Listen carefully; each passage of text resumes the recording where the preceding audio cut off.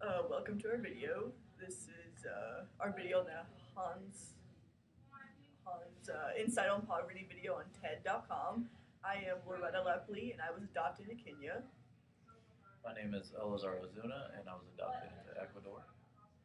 My name is Abby, and I was adopted into Cambodia. My name is Tyler, and I was adopted into Tajikistan. And you will now hear our discussions, what we thought on the video. So, Great video, first off. Very insightful. I learned a lot.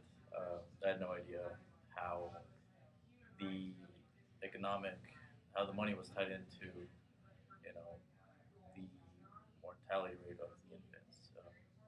Yeah. It was very, very interesting. With that, I thought that was really interesting how America was always ahead economically, but they were always below health-wise. So. it was interesting to see the comparison of the different countries as well, because like some of them that you didn't think would be more healthy than the United States were, even though they were. Yeah, like I didn't think Singapore Behind in was going to be up there. Like I think Singapore Like is. India and China. Yeah. It was really interesting to see that their mortality rate was lower than America. He talked highly about Chile at one point, where he said that Chile was doing very well. And it wouldn't surprise him that in the future they would be even better off than the United States were, which I thought was kind of interesting. Usually we think of the United States being the best and always the top of the line economically and everything, but they're really not that great when it comes to health and education compared to a lot of more of the other countries. Near the end, when he had that PowerPoint up, I thought it was interesting where he put more importance on like culture and Human rights. Human rights. Human rights and culture. Do you agree with that, or? I thought that was, I agree with that. I think that was important. And also that it was cool how he showed that Africa, it doesn't matter about economics and stuff. They can do all these things at their current state right now. And going with what you said, it showed how important culture and human rights were, but it wasn't being like there wasn't as much means for it. Oh yeah. Like compared with the economics of it. Yeah.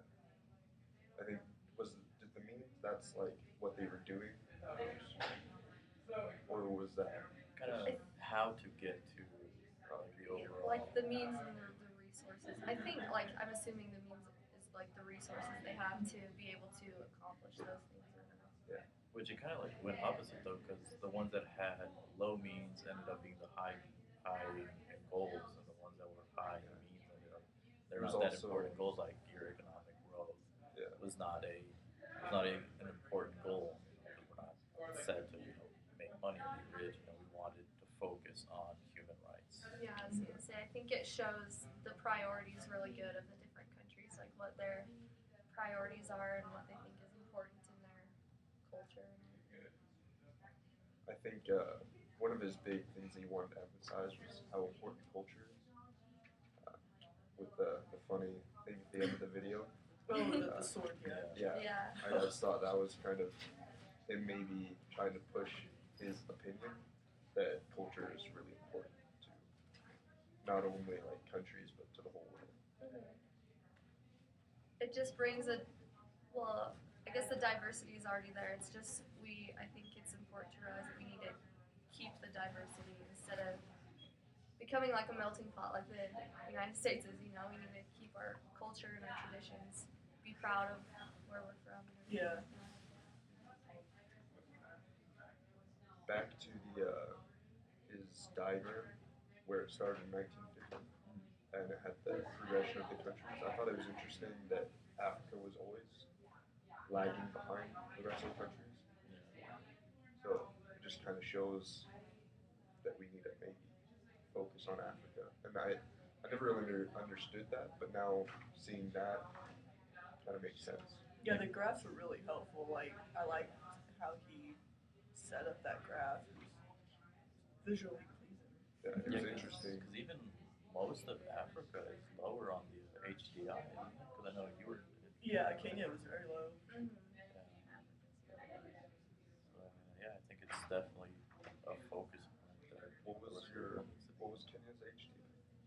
was like in the it was I think 130 something, 140 something. Because like Tajikistan had a point, I think it was 622. But it's still rural like farming. Yeah.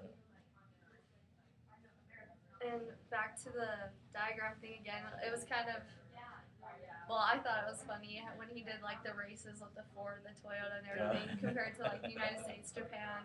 What was the other country? Sweden. Oh, Yeah, Sweden, Sweden. yeah.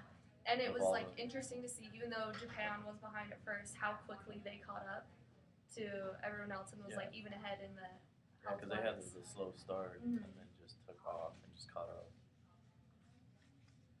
Well, how do we feel about our discussion? I think I it think yeah, solid discussion. solid Good, discussion. good to go. Anyone have anything else to say? Any last words? Great video. Yeah. Very TED Talks informative. are always really informative.